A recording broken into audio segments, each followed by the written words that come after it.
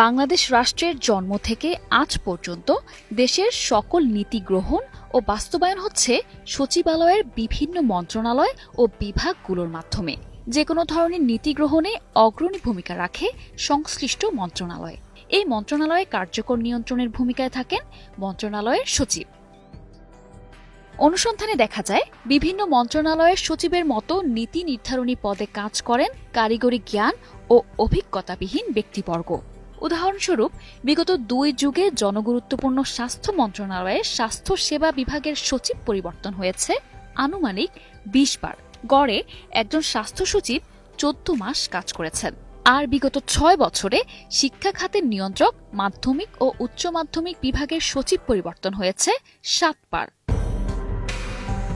জনপ্রশাসন বিশেষজ্ঞরা যেখানে গুরুত্বপূর্ণ পদে অভিজ্ঞতা ও স্পেশালাইজেশনের ওপর জোর দেন, সেখানে আমাদের প্রশাসন যন্ত্রের মাথা তথা সচিব নিয়োগ হয় মাল্টিডিসিপ্লিনারি প্রশাসন ক্যাডারের কর্মকর্তাদের মধ্য হতে, যাদের নেই সংশ্লিষ্ট কাজের অভিজ্ঞতা।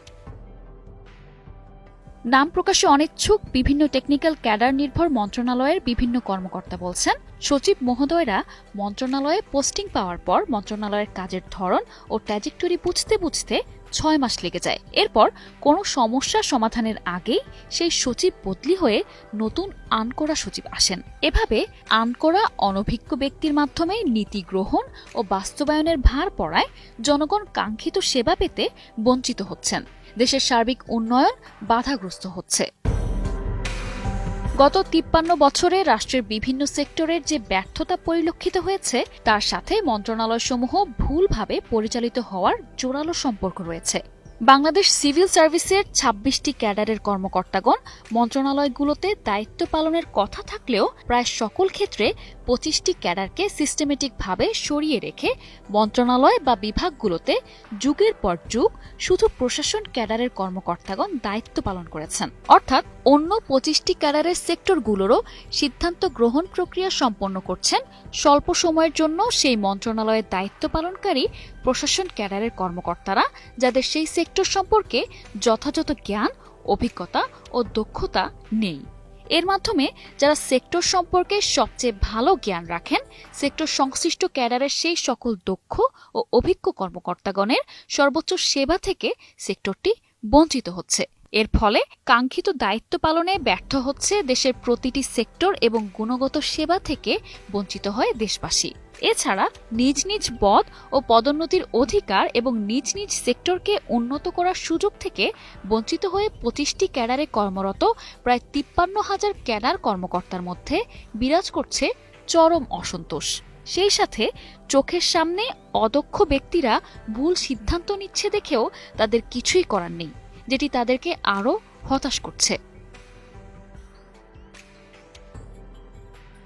দেশের প্রায় সকল মন্ত্রণালয় ও বিভাগগুলোতে সচিবের দায়িত্ব পালন করেন প্রশাসন ক্যাডারের অফিসারগণ।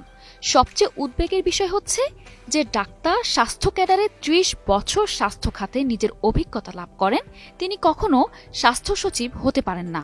যে প্রকৌশলী সারা জীবন প্রকৌশল নিয়ে কাজ করেন, তিনি দেশের অবকাঠামো সংশ্লিষ্ট বিভাগ ও এলজিইডির সচিব হয়ে দেশের নীতি নির্ধারণী পর্যায়ে সচিবের ভূমিকা পালন করতে পারেন না।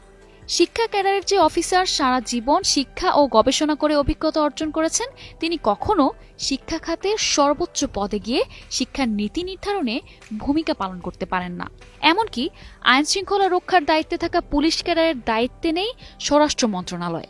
কৃষি ক্যাডারের কোনো ভূমিকা নেই কৃষি মন্ত্রণালয়ের সিদ্ধান্ত গ্রহণে।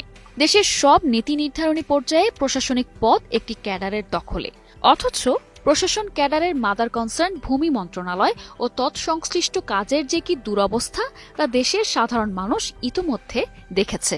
যে কেউ ভূমি অফিসের নাম শুনলে আঁতকে উঠেন অব্যবস্থাপনার ভয়ে। যেখানে প্রশাসন ক্যাডার নিজের দায়িত্বে থাকা ভূমি ব্যবস্থাপনায় নজর না দিয়ে অন্য সব মন্ত্রণালয় দখল করে রেখেছেন। যেখানে তারা নিজের মাদার মন্ত্রণালয় বা তৎসংশ্লিষ্ট সার্ভিস সামলাতে পারছেন না, সেখানে কারিগরি জ্ঞান না থাকার পরেও সেগুলি নিয়ন্ত্রণে রেখেছেন। যেমন স্বাস্থ্য, শিক্ষা, প্রকৌশল, কৃষি সহ সকল টেকনিক্যাল ফাংশন সংশ্লিষ্ট মন্ত্রণালয়ে সামলাচ্ছেন সেই প্রশাসন ক্যাডারের অফিসারগণ। সচিবালয় সূত্রে জানা যায়, এসব অদক্ষ ব্যক্তিদের মাধ্যমে নীতি নির্ধারণের ফলে ধীরগতিতে সম্পন্ন হয় সকল কাজ। বাজেটের টাকা খরচ করা হয় শেষ 3 মাসে। টাকার প্রয়োগ শব্দের পরিবর্তে খরচ শব্দ ব্যবহার খুবই দুঃখজনক বলে অভিহিত করেন অনেক প্রশাসন বিশেষজ্ঞ। অদক্ষ ব্যক্তির শাসনের ফলে এমনটি হচ্ছে বলে তারা অভিমত ব্যক্ত করেন। এদিকে নিজের দায়িত্বে থাকা কাজ নিজে করতে না পারায় সিভিল সার্ভিসের বাকি 25 ক্যাডারের মধ্যে চরম অসন্তোষ দেখা দিয়েছে বলে জানা যাচ্ছে। এ বিষয়ে বৈষম্য বিরোধী অবসরপ্রাপ্ত 25 ক্যাডারের সমন্বয় পরিষদের একজন নেতা জানান, জুলাই বিপ্লবের পর গঠিত অন্তর্বর্তীকালীন সরকার বিভিন্ন সংস্কারের উদ্যোগ গ্রহণ করে, যা আমাদেরকে আশান্বিত করেছে। আন্তঃক্যাডার বৈষম্য নিরসন পরিষদ সরকারকে সহযোগিতা করার জন্য সিভিল সার্ভিস সংস্কার সহ বিভিন্ন দাবিতে অহিংস ও বুদ্ধিভিত্তিক কর্মকাণ্ড চালিয়ে যাচ্ছে। বিভিন্ন মন্ত্রণালয়ের দায়িত্বপ্রাপ্ত মাননীয় উপদেষ্টাদের সাথে সাক্ষাৎ করে তারা তাদের বক্তব্য উপস্থাপন করেছে।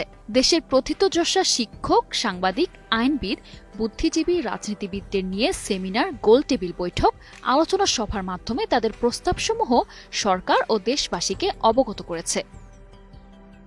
সেবামূলক সিভিল সার্ভিস তৈরিতে আন্তঃক্যাডার বৈষম্য নিরসন পরিষদ যেসব দাবি করেছে সেগুলো হচ্ছে: ক্যাডার 4 মন্ত্রণালয় তার, ডিএস পুলে কোটা বাতিল এবং সকল ক্যাডারের সমতা। পরিষদের একটি সেমিনার পেপার পর্যালোচনা করলে দেখা যায় 104 জন গ্রেড 1 কর্মকর্তার মধ্যে 96 জনই প্রশাসন ক্যাডারের। স্বাস্থ্য ক্যাডারের 3200 সদস্যের মধ্যে কেউ নেই গ্রেড 1, কেউ নেই গ্রেড 2তেও।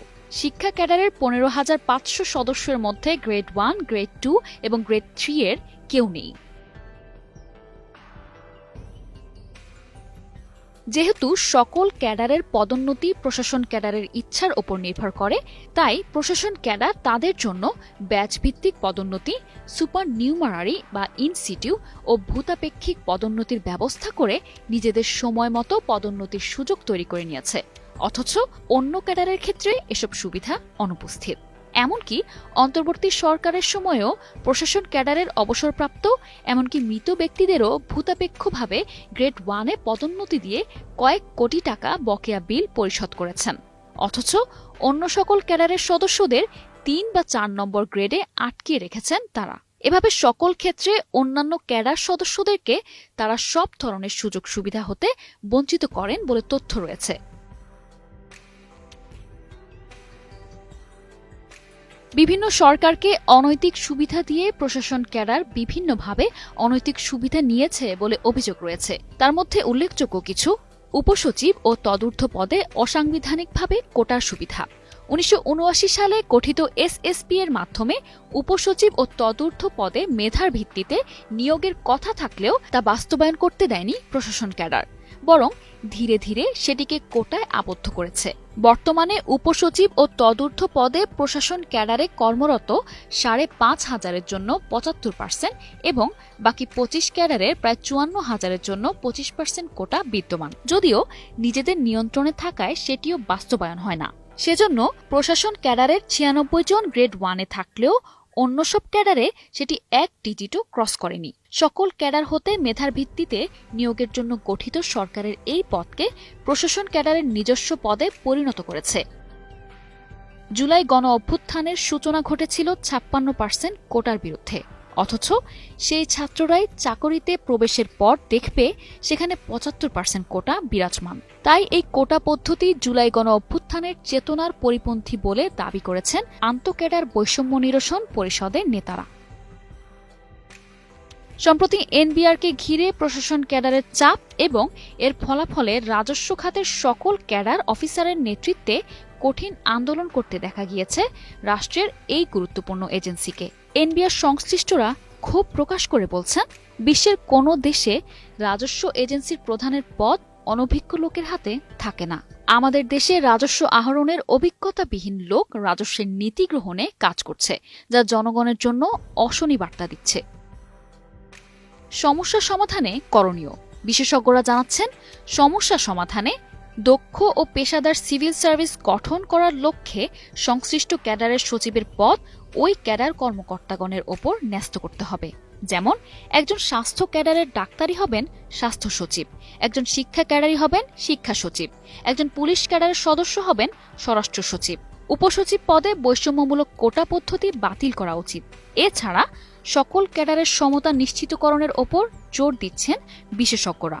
বৈষম্যহীন, সেবামূলক এবং জবাবদিহিমূলক সিভিল সার্ভিসের সংস্কার অন্য যে কোনো সংস্করণ হতে গুরুত্বপূর্ণ। তাই এদিকে নজর দিতে সরকারকে আহ্বান জানিয়েছেন সংশ্লিষ্টরা।